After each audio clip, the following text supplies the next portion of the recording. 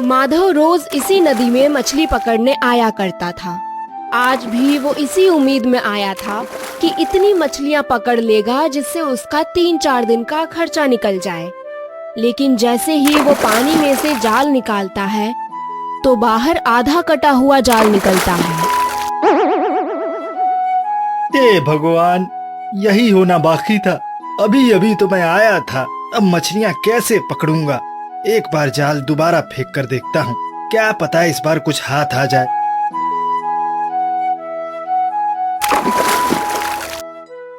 अरे हाँ, लगता तो है कि मछली फंसी है।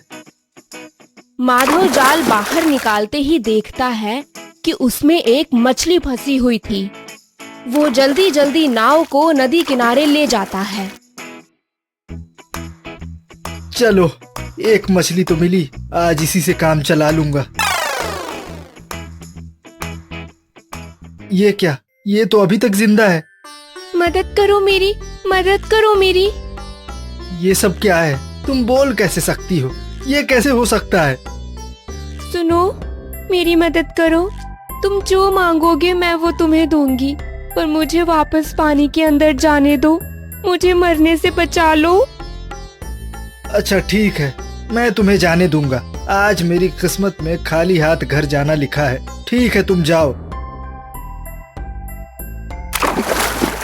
अब तुम बताओ, मैं तुम्हारी क्या मदद कर सकती हूँ? देखो, मैं तो ठहरा मछुआरा। एक मछली भला एक मछुआरे को क्या दे सकती है। मैं तो मछली पकड़ के ही अपना जीवन चलाता हूँ। यहाँ पकड़ता हूँ और बाजार में बेचकर कुछ पैसे कमा लेता हूँ। तुम मुझे अपने बदले अन्य मछलियाँ दे दो। मैं तुम्हें मछलियाँ तो नहीं दे सकती, क्योंकि किसी अन्य मछली के प्राणों का सौदा मुझसे नहीं होगा। लेकिन मैं तुम्हें एक बहुमूल्य चीज दे सकती हूँ। बहुमूल्य चीज? सच में मूर्ख तो नहीं बना रही हो ना मुझे? मछली वापस पानी में डुबकी लगा कुछ देर बाद अपने मुंह में एक अंगूठी दबाए हुए बाहर आती है, जिसे माधव ले लेता है।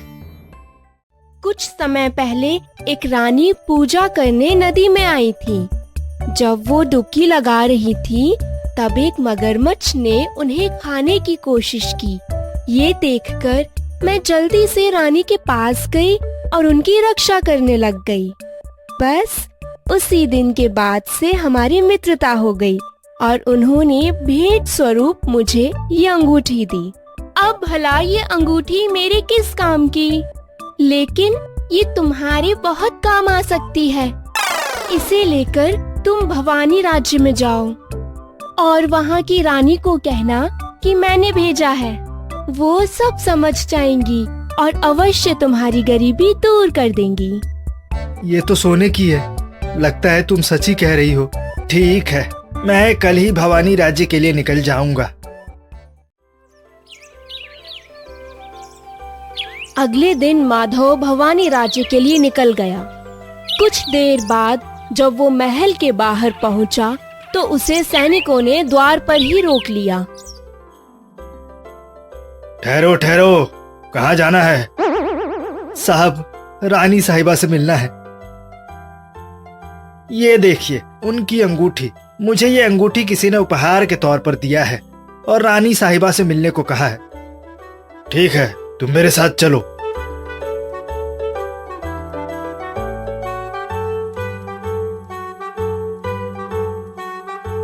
रानी साहिबा, आपसे मिलने एक मछुआरा आया है। उसके पास आपकी राजश्री अंगूठी है। कह रहा है किसी ने उसे उपहार दिया है। ठीक है, उसे अंदर आने दो। जी। आओ, कहो क्या बात है, क्यों मिलना चाहते हो? मुझे मेरे गांव के नदी में एक मछली मिली। उसी ने ये अंगूठी मुझे दी और आपसे मिलने को कहा। तो तुम्हें उस मछली ने भेजा है। मैं समझ गई उसने तुम्हें यहाँ क्यों भेजा है। रानी कुछ देर के लिए अपने कमरे से बाहर जाती है और वापस आते हुए एक पोटली अपने साथ लेकर आती है। ये लो, इसमें तुम और तुम्हारा पूरा परिवार आराम से अपनी पूरी जिंदगी सुखपूर्वक बिता सकते हो। लेकिन याद रखना, आज के बाद तुम उस नदी में मछलियाँ पकड़ने कभी मत जाना। जी रानी साहिबा, आपकी जो आज्ञा। माधव रानी से उपहार लेने के बाद अपने घर जाकर अपनी पत्नी को सारी बातें बता देता है। अचानक सब कुछ बदला हुआ देख माधव की बीवी खुश होकर उससे कहती है, हमारी तो किस्मत ही बदल गई है। ऊपर वाले आपका बहुत बहुत धन्यवाद। आपने हमारी गरीबी को मिटा दिया। मैं कैसे ये एहसान चुका पाऊंगी। आज सुबह तक हमारे पास कुछ भी नहीं था, लेकिन अभी ऐसा लग रहा है जैसे हमने सब कुछ पा लिया।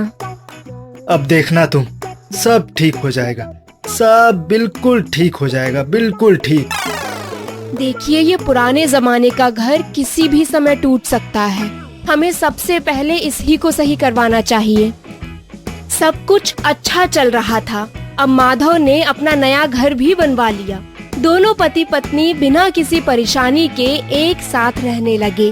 तभी एक दिन माधव के चाचा का लड़का मनोज उसके यहाँ आया।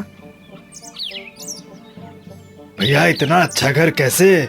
लगता है कोई लॉटरी लग गई। कुछ समय पहले ही बनवाया है। काम अच्छा चलने लगा तो एक पक्का घर भी बना लिया। भैया तो एक मामूली मछुआरे हैं, तो भला इतना सुंदर मकान कैसे बना सकते हैं? मैं शहर में काम करके कुछ नहीं कर पाया, तो ये गांव में रह के कैसे इतना कुछ कर गए? अब तो पता लगाना पड़ेगा। कुछ दिन के इंतजार के बाद आखिरकार मनोज माधव से मछलियों के बारे में पूछ ही लेता है। आप तो पहले मछलियाँ पकड़ा करते थे, लेकिन अब तो मैंने आपको कभी नदी की तरफ जाते हुए देखा ही नहीं। अगर आप मुझे अपना भाई मानते हैं तो सच्चाई बताइए, क्या सच्चाई है? नहीं, ऐसा कुछ नहीं है। मैं मजबूरियों की वजह से तुम्हें सारी बातें नहीं बता सकता। अपनों के सामने कैसी मजबूरी। माधव मनोज के बहकावे में आ उसे सारी बातें बता देता है। कैसे उसने मछली की जान बचाई और बदले में रानी ने कैसे उसे जीवन भर के लिए धनी बना दिया। ये सब सुनकर मनोज के मन में भी माधव की तरह उस मछली को पकड़ने की इच्छा जागी। शाम होते ही मनोज जाल ले नदी के पास पहुंच गया और बोलने वाली मछली को पकड़ उसे नदी से बाहर ले आया। मुझे जाने दो, कृपा कर मुझे जाने दो। क्यों जाने दूं? पहले तुम मुझे भी रानी की अंगूठी दो, जिससे मैं अमीर बन जाऊं, तभी तुम्हें मैं जाने दूंगा। ठीक है, मैं अभी तुम्हारे लिए वो अंगूठी लाती हूँ। तुम्हारा क्या भरोसा, तुम भाग गई तो मैं तुम्हें जाल के साथ ही अंदर जाने दूंगा। जब तुम बाहर आकर मुझे अंगूठी दोगी, तब मैं तुम्हें छोड़ूंगा।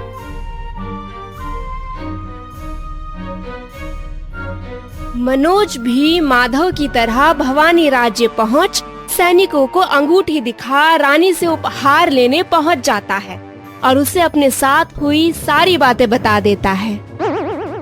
अच्छा, तो तुम्हारा कहना है कि तुमने उस मछली की रक्षा की? जी रानी।